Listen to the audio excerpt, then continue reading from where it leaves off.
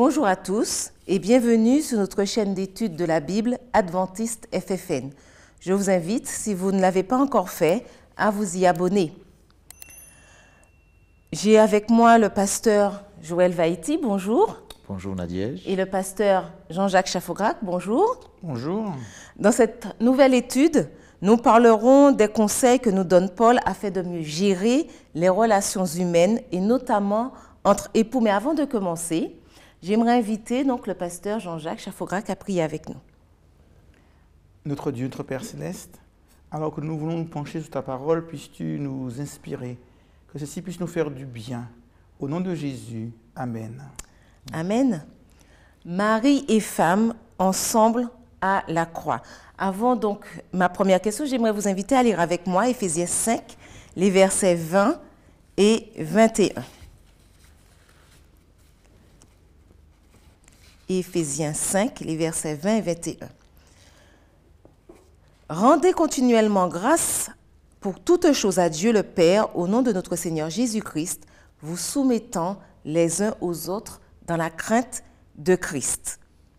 Alors, que nous dit Paul ici lorsqu'il nous exhorte, lorsqu'il exhorte les croyants à se soumettre les uns aux autres?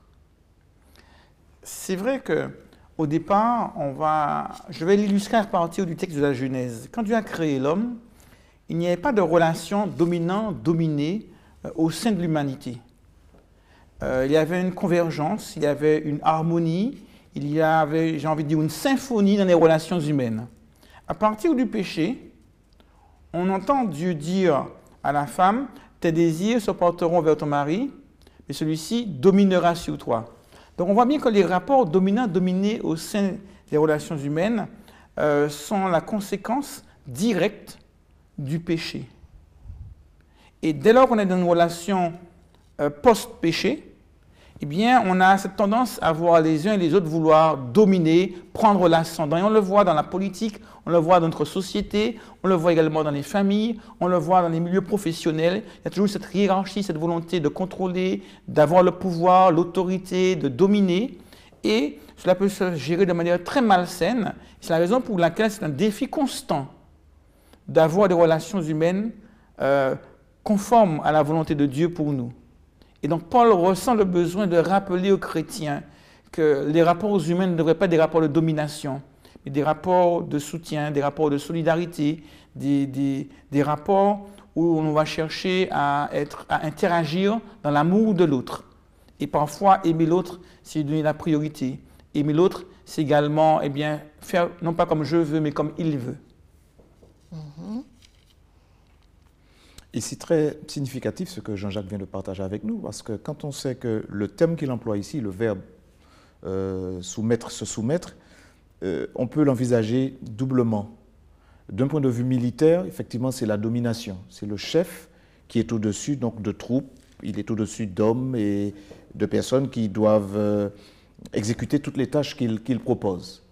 Et ce n'est pas ce regard-là que Paul nous invite à avoir, mais il nous invite à avoir à porter notre regard sur ce deuxième aspect, ce deuxième sens, celui du partage, celui de la collaboration, celui de la coopération.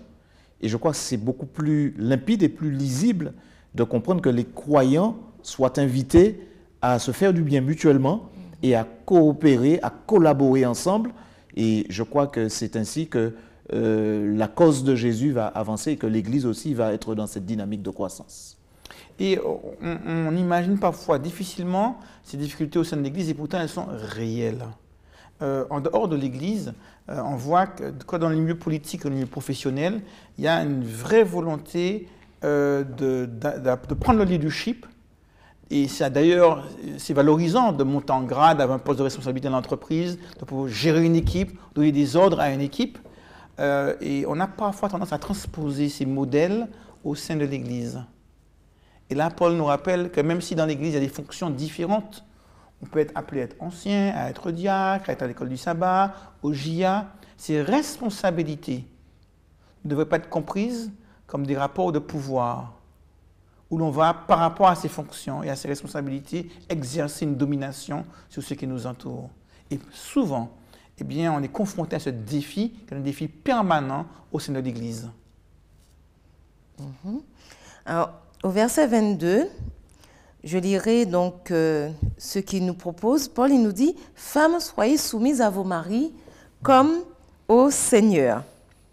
Alors, que veut nous dire Paul ici dans ce passage? Paul a déjà pris le soin d'inviter tous les croyants à être dans cette collaboration les uns avec les autres. Donc on n'est pas surpris là maintenant que dans le cadre conjugal, que rappelant les devoirs domestiques, qu'il demande donc à la femme de se soumettre à son mari. Mais il prend le temps de bien expliquer, et c'est là que le texte prend tout son sens, comme au Seigneur. Femmes, soyez soumises à vos maris. Donc ce n'est pas juste une soumission aveugle, une soumission où la femme va vraiment s'écraser et puis se laisser abattre, dominer par son mari. Le mari est déjà invité à se soumettre, parce que tous les croyants sont invités à se soumettre. La femme aussi est déjà invitée à se soumettre. Et dans le cadre familial, eh bien, cette soumission va se poursuivre, et c'est une soumission, comme on l'a dit tout à l'heure, c'est de la collaboration, on porte les fardeaux, l'un porte les fardeaux de l'autre. Et le texte est intéressant parce qu'on se rappelle de Jésus. Jésus a 12 ans, il revient de Jérusalem avec ses parents, finalement il les devance, il est dans le temple, les parents le cherchent, et quand les parents le trouvent, vous connaissez un peu la déclaration qu'il a eu l'occasion de leur adresser. Et juste après, Luc nous dit que Jésus est parti avec eux et Jésus leur était soumis. Donc, ce n'est pas un terme qui doit nous faire peur. Ça veut dire que Jésus, il était pleinement conscient de son rôle et il voulait expliquer à ses parents qu'il était là pour une mission bien précise. Et j'aime bien la manière dont les Saintes Écritures reprennent un peu le contexte dans Luc 2, verset 51. Puis Jésus descendit avec eux pour aller à Nazareth. Il leur était soumis.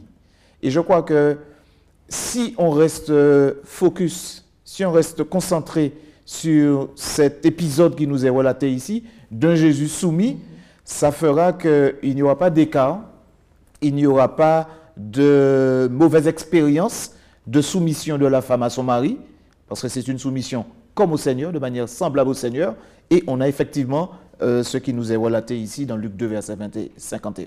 D'ailleurs, dans les devoirs domestiques, on voit que Paul s'adresse aux femmes, au verset 22, femmes, soyez soumises, aux maris, maris, aimez vos femmes, aux enfants, enfants, obéissez à vos parents, aux pères, pères, n'écoutez pas vos enfants. Donc on voit que toutes les catégories sont utilisées. Mais là, j'aimerais mettre en parallèle ce qu'il dit aux maris et aux femmes. Il dit, femmes, soyez soumises à vos maris, comme au Seigneur, maris, aimez vos femmes, comme Christ a aimé l'Église. Donc, il les met en parallèle ces deux devoirs conjugaux. Pour ce qui concerne le premier, femmes, soyez soumises. Il n'est pas dit, mari, soumettez vos femmes. Donc, ce n'est pas le mari qui soumet la femme. C'est la femme qui fait le choix de faire de son mari la meilleure partie d'elle-même, de se soumettre à lui, comme au Seigneur. Mais il est encore plus dur avec les hommes. Mari, aimez vos femmes comme Christ a aimé l'Église, et il explique comment Christ a-t-il aimé l'Église. Il s'est livré lui-même pour elle. Autrement dit, Jésus a aimé l'Église au point de se sacrifier pour elle. Donc Paul dit au mari, aimez vos femmes au point de vous sacrifier pour elle. Comment se sacrifier pour son épouse? En faisant d'elle la priorité, en faisant d'elle la meilleure partie de soi-même. Donc Paul, en fait, dit la même chose aux femmes et aux hommes avec des mots différents. La femme choisit de faire de l'homme la meilleure partie d'elle-même en se soumettant, et l'homme choisit de faire de son épouse la meilleure partie de lui-même, eh bien, en se sacrifiant pour elle, en lui donnant la priorité. On voit qu'au verset 31, Paul reprend un texte que nous retrouvons également dans la Genèse. Il dit, c'est pourquoi l'homme quittera son père et sa mère et s'attachera à sa femme, et les deux deviendront une seule chair. Comment comprendre cette expression « une seule chair » ? Que veut nous dire ici Paul, l'homme et la femme deviendront une seule chair? Alors, il s'agit déjà de l'unité sexuelle. Et cette unité sexuelle doit se refléter dans l'unité émotionnelle. Et cette unité sexuelle reflétée dans l'unité émotionnelle va aussi impacter l'unité spirituelle. Donc ça veut dire que Paul est en train de démontrer que quand on est en Jésus, personnellement, cela est impactant. Quand on est en Jésus et qu'on est dans une situation conjugale, la dynamique, l'harmonie entre les deux époux doit pouvoir aussi aider les autres sur un plan spirituel. Donc finalement, on n'y échappe pas. Personnellement, l'unité spirituelle, ça doit nous travailler, mais aussi dans le cadre de la vie à deux, ça doit travailler les deux partenaires. C'est vraiment une école où d'un côté, il y a de la soumission, mais comme au Seigneur, de manière semblable au Seigneur. De l'autre côté, il y a de l'amour, mais aussi comme au Seigneur. Donc Jésus, c'est lui la référence, et c'est Jésus qui fournit aussi les éléments sous l'influence de l'Esprit pour que cela fonctionne. Donc dans les deux cas, de manière personnelle comme de manière conjugale, cette unité, en tout cas sexuelle, doit pouvoir aboutir à cette unité spirituelle en passant par l'unité émotionnelle. Et on voit bien la séquence de ce passage que Paul reprend, ce passage donc génésiaque que Paul reprend. 1, l'homme quitte son père et sa mère, la séparation. 2, il s'attache, donc l'engagement.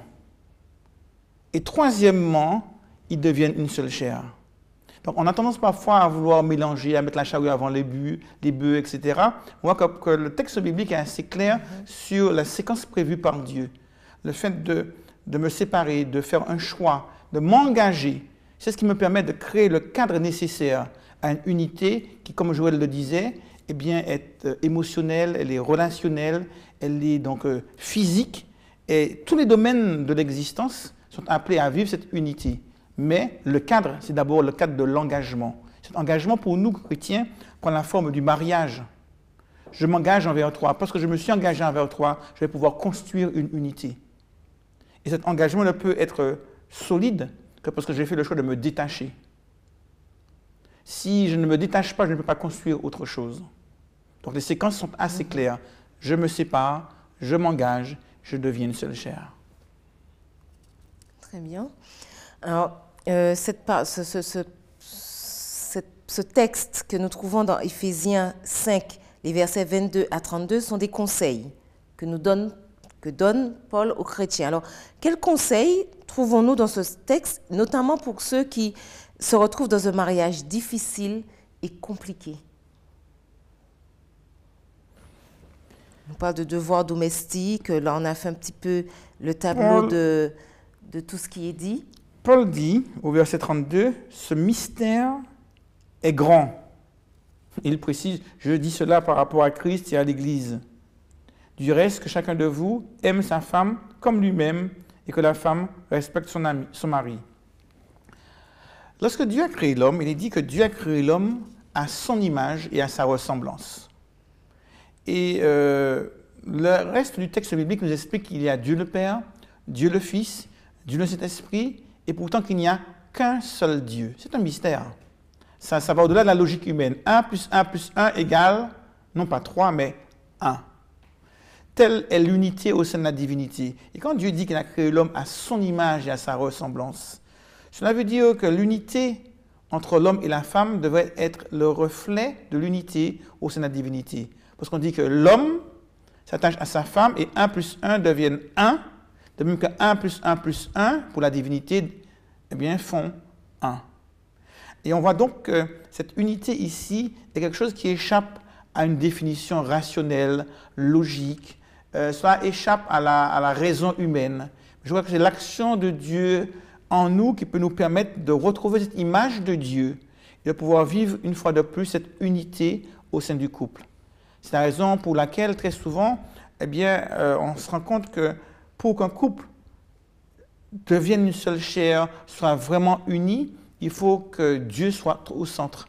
Quand je me rapproche de Dieu, quand je permets à Dieu d'être au centre de ma relation, alors celle-ci peut devenir forte, elle peut devenir solidement ancrée, parce que c'est Dieu qui nous permet de vivre cette unité. Et effectivement, pour les couples qui éventuellement seraient dans la tourmente, il y a ici un message, une belle recommandation que Paul propose, parce qu'on a vu tout à l'heure que s'adressant aux femmes, aux épouses, réclamant de ces femmes qu'elles soient soumises à leur mari comme dans le Seigneur. De l'autre côté, s'adressant aux époux, qu'ils puissent aimer leurs femmes comme Christ a aimé l'Église. Et c'est là que c'est intéressant, parce qu'un peu plus bas, il va dire « Marie, aimez vos femmes comme Christ a aimé l'Église ». Et c'est là qu'il va expliquer l'analogie entre le couple, la relation entre l'époux et l'épouse, et Jésus-Christ et son peuple, qui constitue l'épouse. Et on voit que s'il y a des difficultés, s'il y a de l'incompréhension, il y a un manque d'amour, un manque de communication, eh bien, Jésus demeure toujours celui qui est à la disposition de toute épouse, de tout époux, de tout couple, de toute configuration conjugale, afin d'apporter ce qui est manquant. Et Jésus, il parle ici de sacrifice, et il est question de sanctification par la parole, il est question de purification par le baptême d'eau, et ensuite, tout ceci avec une finalité afin de faire paraître devant lui cette Église glorieuse. Donc, éventuellement, pour ceux qui suivent cette étude et qui auraient peut-être des difficultés, ou qui commenceraient à en avoir, et nous prions pour que ceux qui n'en ont pas encore puissent demander au Seigneur de leur faire cette grâce de ne pas en avoir.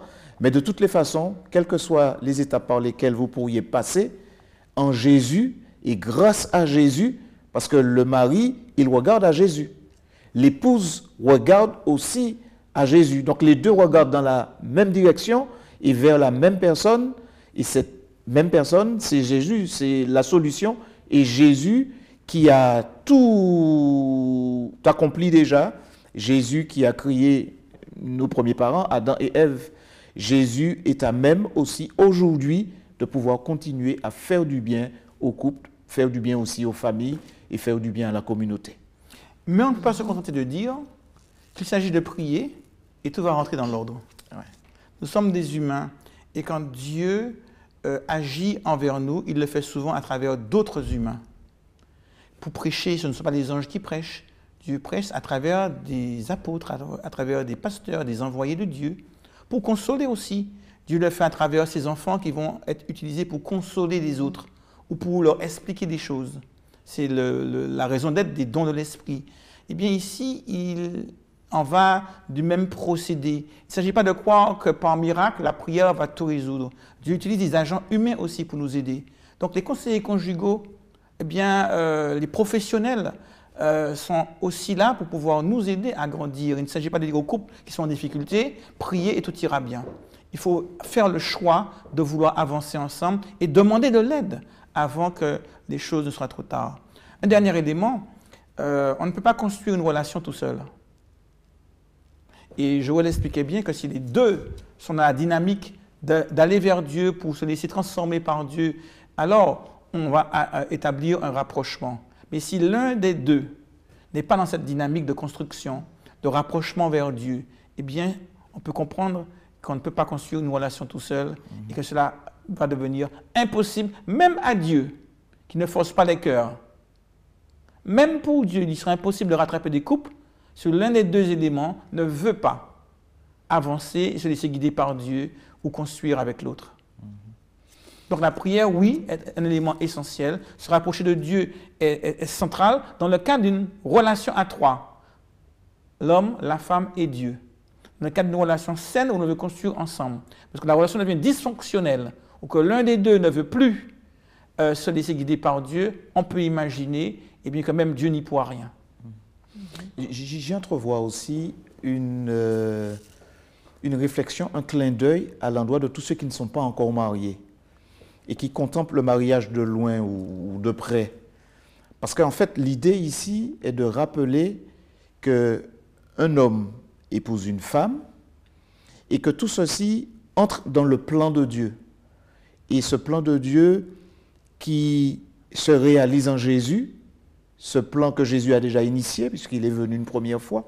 Jésus va compléter, finaliser ce plan quand il va revenir chercher les croyants qui forment l'épouse, les croyants qui sont l'épouse, et introduire justement l'épouse dans ce temps de noces.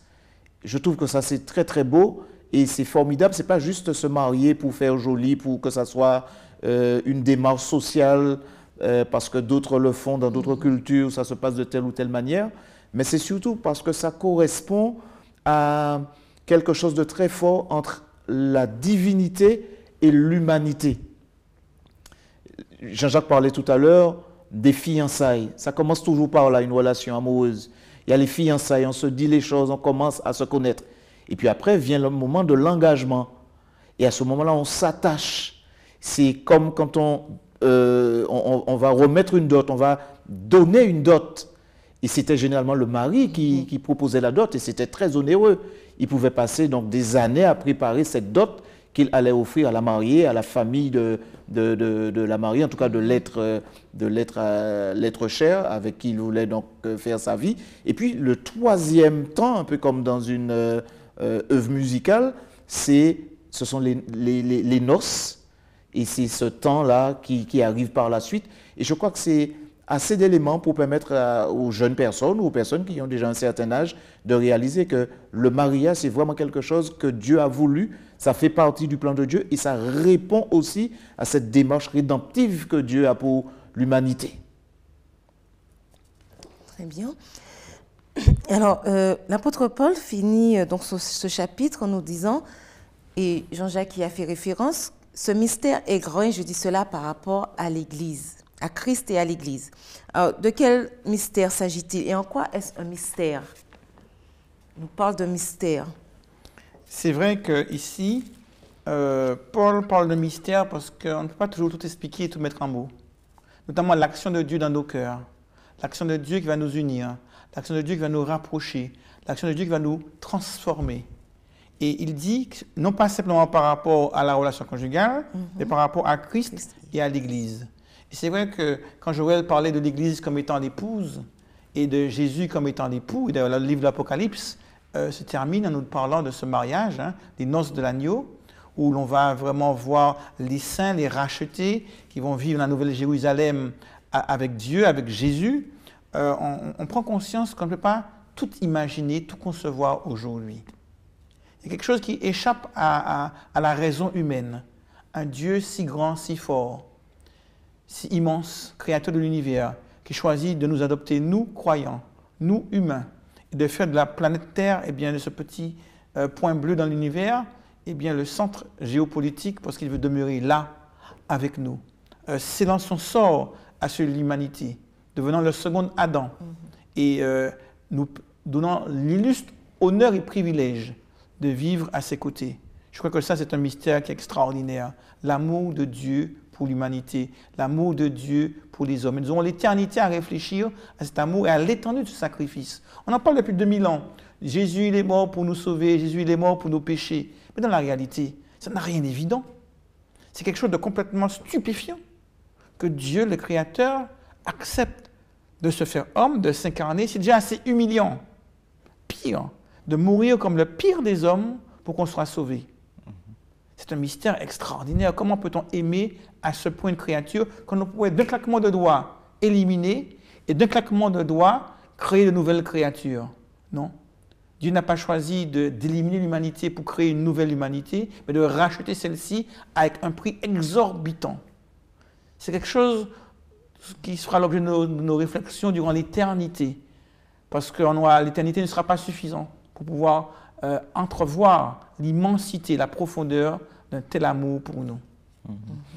Alors, s'il est vrai que la notion de mystère, c'est ce qui est indéfinissable, insaisissable, Paul ne parle pas ici d'un mystère qu'on ne pourrait pas comprendre. Il prend le temps de qualifier ce mystère en disant que ce mystère est grand. Il est vraiment important qu'on puisse le découvrir et Dieu a déjà fait provision pour que, même si au départ il s'agit d'un mystère, mais que de manière évolutive, progressive, on puisse découvrir tous les aspects parce que sous l'influence de l'Esprit, viendra le jour où nous serons à même de tout comprendre. Et peut-être que ce jour-là va correspondre aussi avec la réalité, le retour de Jésus qui permettra que, grandeur nature, on puisse vivre tout ce que Dieu a voulu nous proposer comme réflexion, comme instruction. Très bien. Donc, dans ce chapitre 5, Paul s'appuie sur l'idée d'une soumission mutuelle des croyants. Il donne ensuite des conseils aux époux chrétiens et il conclut par un condensé d'instructions. On voit que pour Paul, la relation les uns avec les autres est centrale dans la vie du chrétien. Merci Joël pour tous ces éléments de réponse. Merci Jean-Jacques également pour ces éléments de réponse. Notre étude se termine. Je vous remercie de nous avoir suivis et je vous dis à bientôt pour une nouvelle étude.